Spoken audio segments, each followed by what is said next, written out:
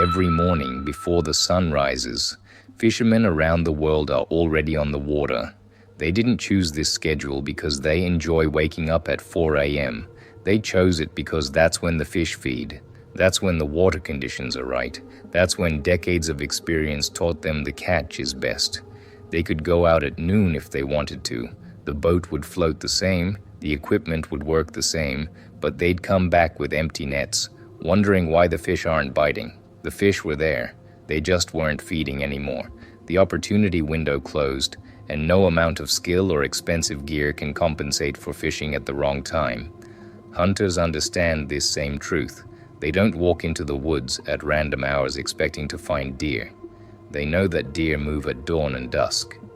During midday, the animals bed down. They're hidden. They're not active. A hunter could sit in the perfect spot with the perfect rifle and perfect aim, but if they're there at 2 p.m., they're watching an empty forest. The deer exist. They're just not available. The hunter who wakes up early and positions himself before first light is the one who fills his tag. The hunter who shows up whenever it's convenient goes home empty-handed. Same forest, same deer. Completely different results based purely on timing. Now think about what these examples have in common. In both cases, the resource is not evenly distributed across time. Fish feed in cycles. Deer move in patterns. There are windows when opportunity is abundant and windows when opportunity is non-existent. The professionals who make their living from fishing and hunting learned this through generations of trial and error. They don't fight the natural rhythm. They align with it. They show up when conditions favor success, and they rest when conditions don't. Trading works exactly the same way, but most retail traders completely ignore this. They sit down at their screens whenever they feel like it. They trade at lunch because they have a break from work. They trade in the evening because that's when the kids are asleep. They trade random hours and then wonder why some sessions feel impossible while others feel easy. They're fishing at noon and wondering where all the fish went. The market is not the same at every hour. Volume is not constant. Volatility is not constant. The type of participants active in the market changes throughout the day, and most importantly, the quality of opportunities changes dramatically depending on when you trade. There are windows when the market moves with purpose, when setups are clean, when your edge actually works. And there are windows when the market chops aimlessly, when every setup fails, when even good traders get ground down by random noise. If you're trading futures, there's one window that stands above all others. The first 2 hours of the New York session. This is the golden window. This is when the fish are feeding. This is when the deer are moving. And if you're not focused during this time, you're leaving the best opportunities on the table. Let me explain why these 2 hours are so special. When New York opens, you get a collision of forces that creates movement. European traders are still active. American institutions are coming online. The overnight session's positioning gets challenged by fresh capital. Economic data often releases in the morning. Traders who were waiting for New York liquidity finally place their orders. All of this creates volume, and volume is the lifeblood of opportunity. During these first 2 hours, you see the highest volume of the entire session. More contracts change hands. More institutional players are active. More real decisions are being made. This matters because volume creates clean moves. When volume is high, price trends more smoothly. Breakouts actually follow through. Levels that break stay broken.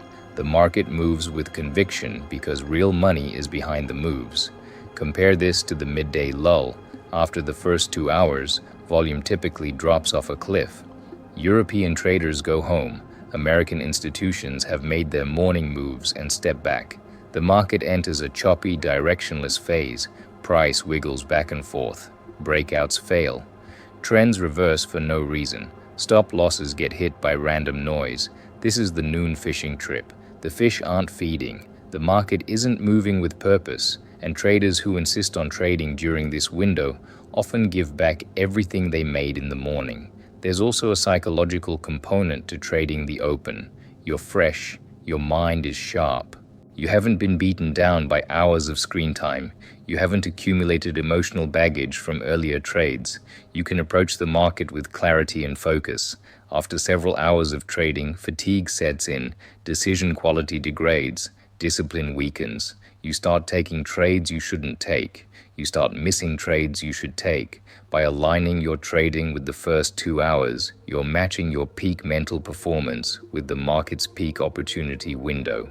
That's not a coincidence. That's intelligent design of your trading practice. Think about what the professional fisherman actually does with his day. He wakes up early, he's on the water at dawn. He works intensely during the prime feeding hours, and then he goes home. He doesn't stay out all day hoping for more fish. He knows the fish aren't biting. He uses that time to maintain his equipment, rest his body, and prepare for the next morning. His success comes not from working more hours, but from working the right hours with full intensity. This is the mindset shift most retail traders need to make. You don't get paid for hours spent staring at charts. You get paid for capturing opportunities, and opportunities cluster in specific time windows. Trading all day doesn't make you more profitable. It makes you more exhausted, more emotional, and more likely to give back profits during the low-quality hours. The first 2 hours of New York also tend to establish the tone for the entire day. Moves that start in this window often define the session's direction. Key levels established in the first 2 hours become reference points for the rest of the day. If you understand what happened during the open, you understand the context for everything that follows. Traders who skip the open and show up later are missing the foundation. They're trying to read a story starting from chapter 5. Now, I'm not saying you can never trade outside this window. There are other opportunities. The last hour of the session can be active as traders square positions.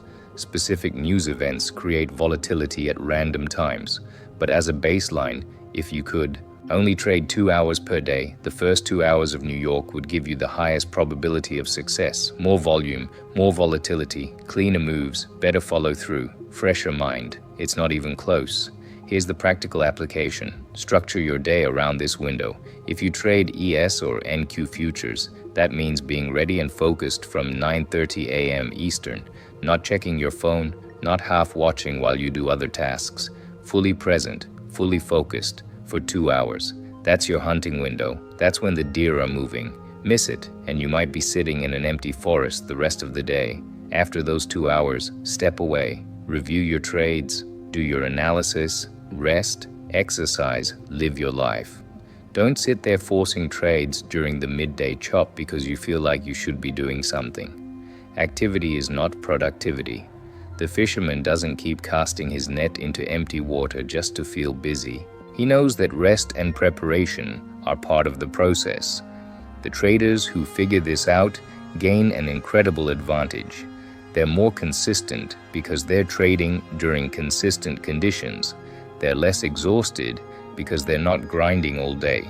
They're more profitable because they're capturing the best opportunities and avoiding the traps. They work less and earn more.